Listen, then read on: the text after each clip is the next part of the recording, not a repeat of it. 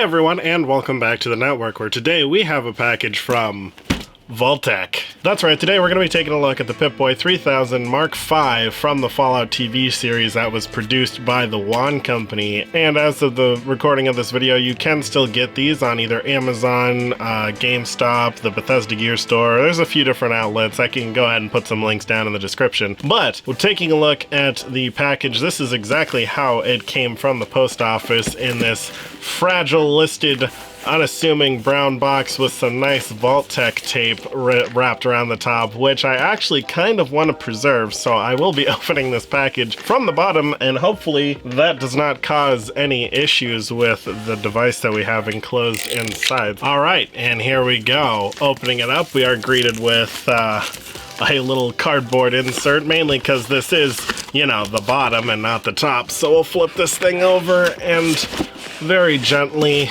let it fall out. And if we were to open it the right way, it looks like we would have this nice little carrying handle that we could use to pull this thing out. But I wanted to preserve the tape, alright? Here we are. This is the Pip-Boy 3000 Mark V and its lovely box. So we do have a lovely graphic of the Pip-Boy itself here on the top with the Vault 33 logo, and then around the sides it does just say Pip-Boy 3000 Mark V and property of Vault-Tec. Up over here we have Robco. Of course on the back it says the same thing as the front, and on the bottom we do have a bunch of legal guff and some of the features, which we will go over as we open this up. So without any further ado, let's take the top off and see what we got going on. Oh, and it looks like we have ourselves a lovely little instruction booklet, which we can take a quick little look at. Oh, well, okay. This manual is actually not as fun as their normal stuff. It's just kind of going over the features and all that sort of legal guff. But I'm going to go on and put this thing back in its little clear case because it's not as fun as I thought it was going to be. Then looking at the underside, or the part of the bottom box that was covered by the top, we still have the Pip-Boy 3000 Mark V graphic and property of Vault-Tec on all the sides. And our Pip-Boy should be right in here, all protected by a little bit of cardboard. All right, here we go. Let's see. Oh, all right. So it looks like we have a USB-C charging cable. It is braided. Is there any sort of marking on here that says for Vault-Tec? No, it looks to be just a normal USB-C cable. That is unfortunate. It would have been kind of funny if there was like a Vault-Tec insignia or something on there. All right, so it looks like this is going to be the Pip-Boy itself, and if we take it out of its wrapping wherever we find the top part, here we go. Oh wow, this Pip-Boy is very tiny. Oh my gosh. Alright, so this back part is all in ABS plastic, but the front piece right here is die-cast aluminum, I believe.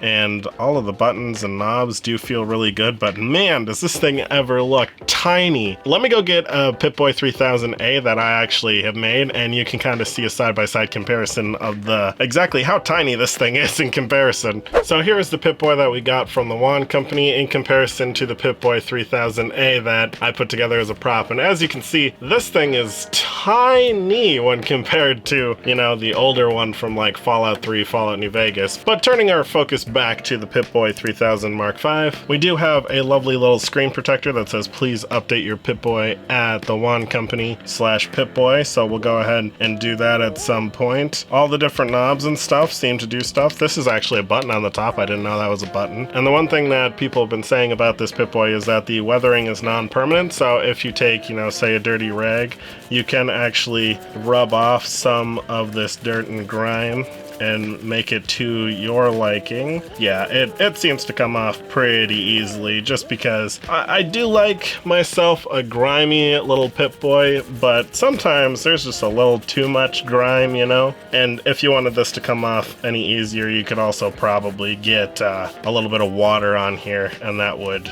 help with the rubbing things off. But I can go on and give this thing a rub down at another point. Let's take off our screen protector, and we do have our lovely little Pip-Boy screen there. And how do we turn this thing on? Is it by holding this button, I believe? Oh, there we go. Oh wow, that is pretty neat. That literally is just like it's from the game.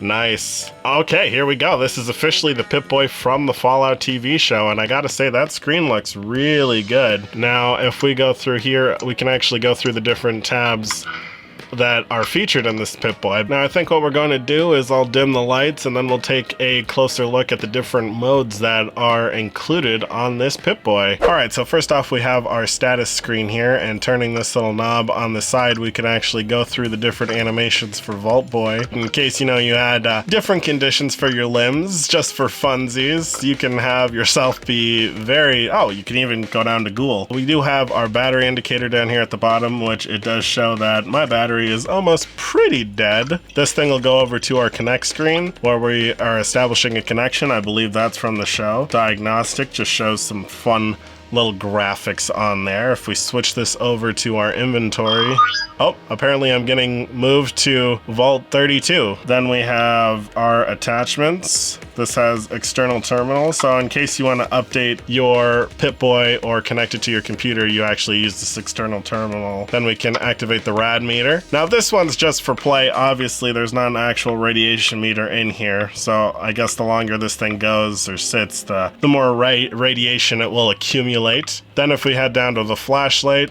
we can turn it into a flashlight just like it is in the game. Then if we head over to the apparel tab, it just has like a little bit of text in regards to Vault-Tec, and it looks like going over to aid just pulls up that Vault assignment screen. So now if we switch it over to data, we have the clock, and there's two different modes that you can use to display the clock. Either you have the Vault-Boy nice and big, or you can just have a big digital clock. If we go over to stats, I believe this has a different set of screens from the show that you can use to display for, you know, either cosplay purposes or if you're doing like some sort of a short film. Then you have maintenance, which is practically your settings on here. So you can change the clock to a 24-hour clock. You can set an alarm, do the display timeout, the brightness, put it in demo mode, show the about information, or reboot it. Then if we head over to the map tab, these are not actual maps, unfortunately. It would be really cool if it displayed like a real map, but you do get, you know, some stuff from the show. So you got a decent amount of play features from there. And then if we head over to the radio tab, that actually turns on the little radio dial here. If we turn on the FM radio, so you can search for different radio channels and it will play.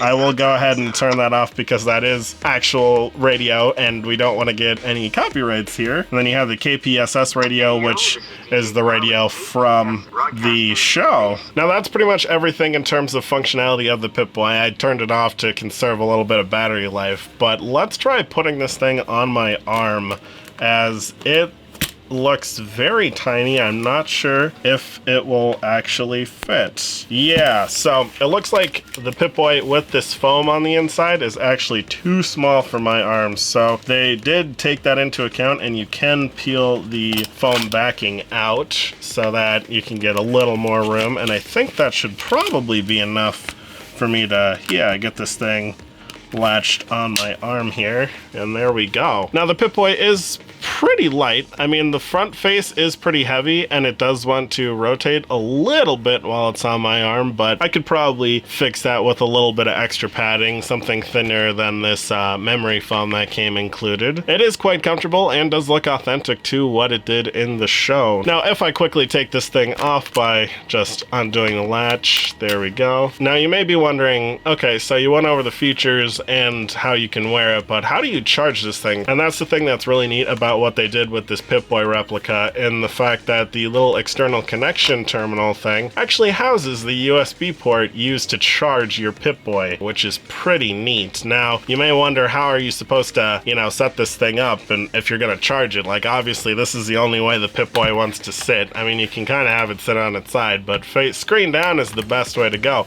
Well, they actually got you covered, as they actually included this stand that has a nice property of Vault-Tec on it and a nice little piece of foam that you can both use to display your Pip-Boy as well as charge it. And to lock it on there, you pull out the little external charging port, at which point then you can slot your Pip-Boy on this little peg that they have there, and that should let it rest at a nice little angle. And then you can just take your little charging connector and feed it on through there. And so you have a nice little spot for your USB cable so you can actually charge your Pip-Boy as well as display it all nice and pretty on its stand. So with the overview of this Pip-Boy out of the way, I'm going to go ahead and charge this thing for a little bit as the battery's practically dead, and then we'll go over the updating process and come back here for our final thoughts. Okay, so now we have our Pip-Boy fully charged, as you can see by the battery life right down here, which means that we can finally update this. So to do that, all you'll have to do is navigate to the back side of your Pip-Boy and find the USB-C charging port.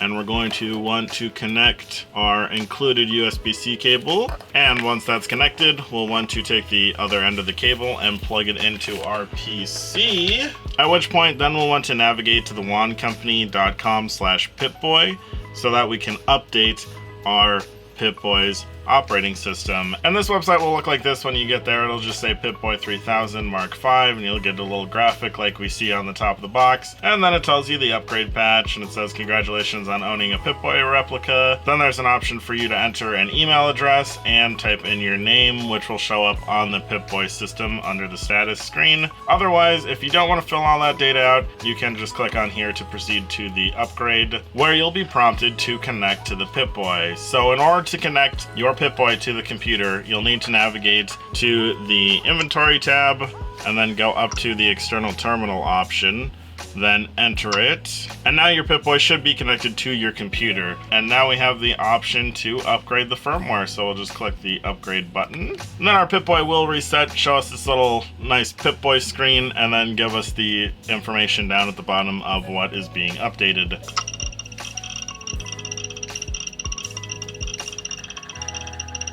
Okay, see, now this is actually kind of fun. Now it has a Robco Industries screen that says installing new firmware. That's kind of funny. I like that. But it looks like we're coming up to the end of this firmware update, and it just got disconnected from my computer, so my guess is that this is all good to go. Okay, so now that we have our Pip-Boy updated, let's go ahead and head into some darkness so that we can test out that flashlight feature. Okay, so here we are in the complete darkness of a spare room in my house. Now, this is going to be kind of interesting to film, as all you can really see right now is the screen of the Pip-Boy. So we'll go on and turn on the flashlight mode by tapping the button on the top, and that turns the whole screen green. And if I shine it at my face, you can now see my face. That is great. And I mean, it does a decent job projecting light in the room. I don't know how well this is going to translate onto camera, but you know, in a pinch, like if you just wanted to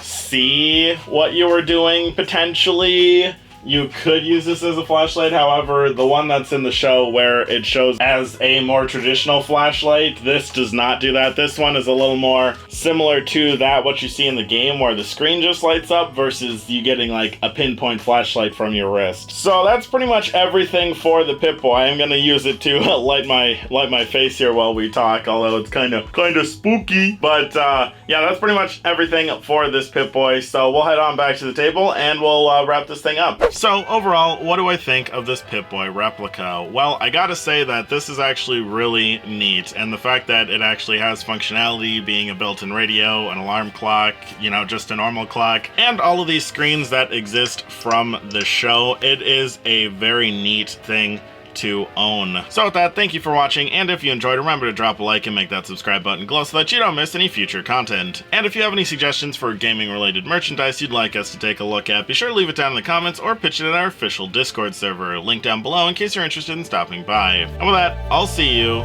in the next one.